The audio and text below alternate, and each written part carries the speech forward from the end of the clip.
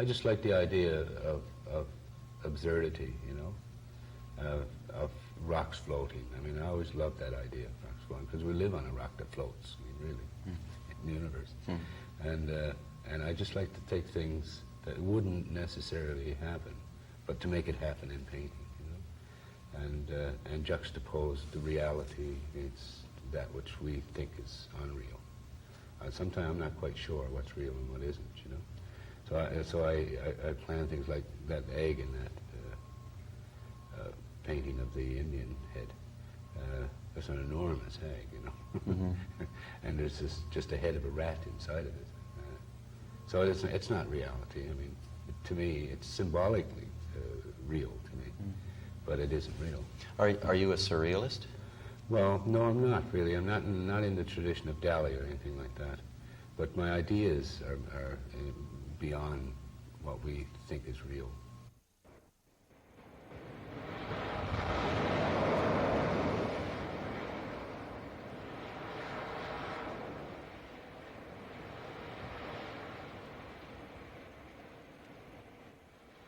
It's not easy out here on the edge. There's something menacing here, the fusing of man and beast, the feather lightness of the rocks, the rock heaviness of the feathers. It's not easy to accept. Everything is turned around here. Here is a place where resurrection occurs every second. You have to watch yourself. You just might stumble upon the truth. Broken ankles are evident enough here, God knows. Jerry, your paintings are very individual kinds of statements with very often very startling images, I think. Where do they come from? Well, they're my own personal search, you know. They're really subconscious images, or it comes from the same source as the dream imagery, you know. And but the way they're developed is not in a sense of like I would have a dream and then record that dream or try to make a statement about it. Where they really come from is in the work itself. I just start working in a very free sort of way and using whatever colors I feel for at the time, and then look for images, and then I attach myself to them. They become important in the painting, and then the ideas start to roll. It's a very, you know, that's the way it works. So you don't start with a fixed idea no. of a painting and then just go out and paint it? No, I don't. I've never done that. I have attempted to do that, but I always find that it becomes very boring once you come up with one idea and you make a drawing of that, and then you try to reproduce that idea onto a larger format. But if I did that, or if I had to do that, I wouldn't paint at all. Because there's an adventure in painting. See, that's the thing that excites me about it. Because I don't know what the paintings are going to be at the end when the painting is finished. It also makes it very difficult to decide when it's finished. But you know. So in a way, it's a kind of an exploration for you, is it? It is, yeah. It's a journey, and each painting then becomes an excitement, and I don't know what's on the other side. Jerry, what's the connection between the drawings and the paintings? Do you do the drawings first as kind of... No, it's the drawings really are kind of like a diary of the creative process. They happen during the painting rather than before. So as I was saying earlier, that I don't plan anything. By working with the paint, I give, in that sense, give the paint the freedom it needs to express itself, and I come along and do a bit of editing there. That's usually the way it works. I notice in one of the drawings the blindfold figure, and then below him there's the skull. Right. Now in the painting, that skull is gone. Yeah, well, there's another thing about that's an interesting thing too, because it shows the creative process. I'll just tell you how that happened. I worked very hard on that skull. I really painted a beautiful job, but it wasn't. The skull didn't work in the painting, and it was kind of like a mundane kind of statement. I didn't like it anyway, and so out of total frustration, I just grabbed the brush one evening and just scrubbed it out. and left the studio. I was so frustrated. And then I spent the evening away, and the next morning I came into the studio and walked up to the picture, and there it was. The cloth and everything, and I had painted it, you know. So you have to allow for this when you're painting. The accident or the frustration is also very much part of being creative. And been able to say, to use that, to make something out of that, because it's meaningful to do, you see. And you didn't know at the time, I mean, what you were doing, but it still works, you see. And I'll never understand the creative process totally anyway. The more I get involved in this, the more amazed I am about how things actually work in this area. And then, of course, when I saw the cloth, I said, "Oh, it's just exactly what I wanted," mm-hmm. And I just couldn't think it out intellectually. It just had to come out of myself, and just painted it in and created the mystery I needed about that painting. Some of the images, some of the pictures, I think on first glance people might think to be kind of horrifying. Is there an attempt on your part to sort of shock people or startle people? Or? No, I don't think that's what I intend to do. I just like people to think about things. You know, that's my not to take things lightly or just to say come into a gallery and walk past without thinking. You know, blindly just sort of look at each one separately, and I try to create imagery that's going to hold them, make them think about it. And they're not, you know, they're not meant for sale even. They're not even saleable works. I suppose someday they might find homes, but the intention really is to make people think about themselves, not necessarily about me, but about themselves and about their environment. Well, do the paintings then have a meaning? Can you say that this painting means such and such? Does, for instance, No. a painting mean something specific to you, and should it mean something specific to the viewer? Yeah. Well, I try not to make a painting mean something specific, because then you're nailing it down again, and it loses its mystery. You know, if I say, well, the one particularly the one with the Indian head here, you know, that was a peculiar painting because I didn't intend that.